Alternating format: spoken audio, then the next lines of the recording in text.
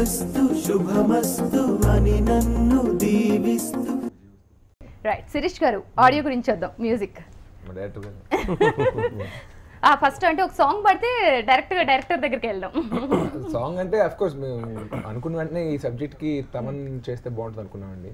ఎందుకంటే తన fresh tunes ఇస్తాడు. ఇప్పుడు ఆల్రెడీ అందరూ లవ్ స్టోరీస్ చేసి ఒక టైప్ ఆఫ్ ఫార్మాట్ లో సాంగ్స్ ఇస్తున్నారు. తమన్ అన్ని మాస్ సినిమాలో చేసాడు. సో తనతో ఒక ఫ్రెష్ మెలడీస్ ఉండే ఆల్బమ్ ట్రై చేస్తే ఒక కొత్త రకం సౌండింగ్ వస్తుంది. బ్యాక్గ్రౌండ్ స్కోర్ లో కూడా వినేసిన సౌండ్ కాకుండా కొత్త ఇన్స్ట్రుమెంటేషన్ అన్ని వాడతాడని చెప్పి అనుకుని తమన్ అప్రోచ్ చేయం. సినిమా చూడండి, యాక్చువల్లీ తను కూడా చాలా కష్టపడ్డాడు.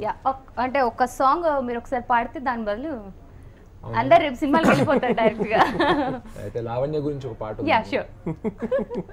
అన్ని పాటలు నీ గురించి సినిమాలో.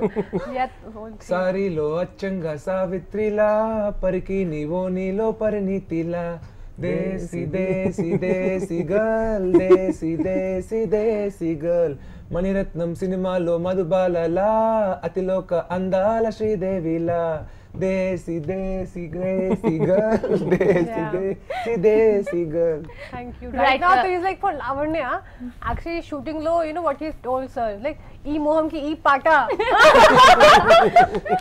ఊరికే ఏడిపిస్తానండి. అసలు నీ గురించి ఇంత వర్ణించి మేము పాడాలా? నీ అవసరం ఎంత సాంగ్? మీరు కూడా ఒక సాంగ్, మీరు కూడా తను మీద. Cut my voice. I talk like a horse. So మీ బదులు ఆ చాయిస్ మీకు ఇస్తున్నాను డైరెక్టర్ గారు. హీరోయిన్ ఉంటే నేను పాడితే బాగుండదు. మళ్ళీ తీసేస్తున్నారు, ఒక పాట పాడలేరా?